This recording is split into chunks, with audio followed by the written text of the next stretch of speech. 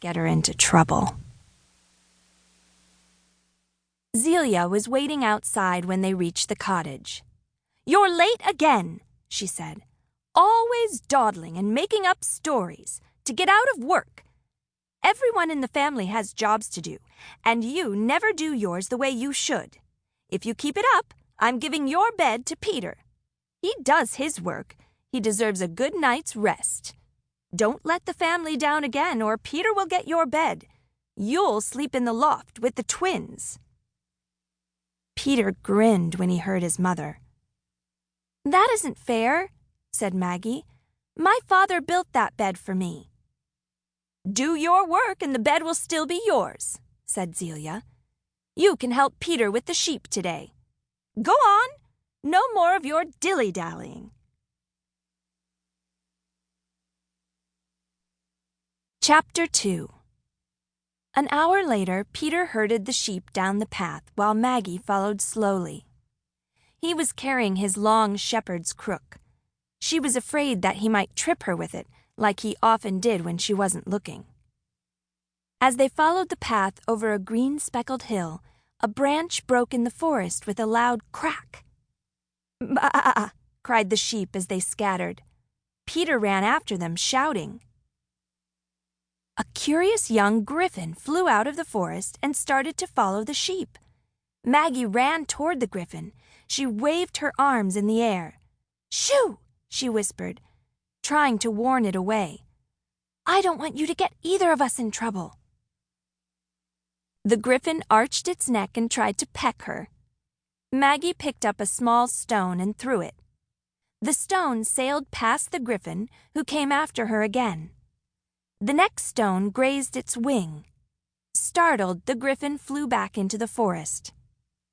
By the time Maggie caught up with Peter, he had herded the sheep together again. "Where have you been?" he asked. "Were you off looking for more imaginary animals? You should have been here helping me." "Sorry," said Maggie. "You need to watch what's going on," Peter told her. "You're no use to anyone if you don't pay attention." Maggie and Peter kept walking until they reached an open meadow. Peter stopped to let the sheep graze. He pulled out his reed flute and began to play. Lilting notes filled the meadow, calming the sheep. Maggie waded through the tall grass until she found a wild raspberry bush growing at the edge of the woods. She plucked some berries and popped them into her mouth. When she bit down, the sweet juice exploded on her tongue. Maybe tending sheep wouldn't be so bad after all.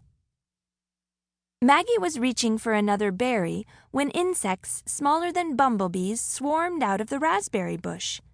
Their wings made a faint whirring sound. One of them nipped her, and she waved it away.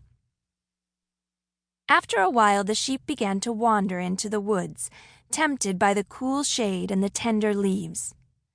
Peter stopped playing his flute and jumped to his feet. "Don't just stand there," he shouted. "Herd the sheep back here. Keep them out of the woods. I'll tell Mother if you don't." Maggie wanted to tell Peter how much she disliked him, or that he was an awful person, or that nobody liked tattletales. Instead, she squeezed her lips tightly together so she wouldn't say a word. Anything she said now would just make matters worse.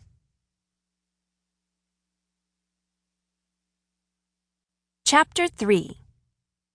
Maggie herded the sheep toward Peter.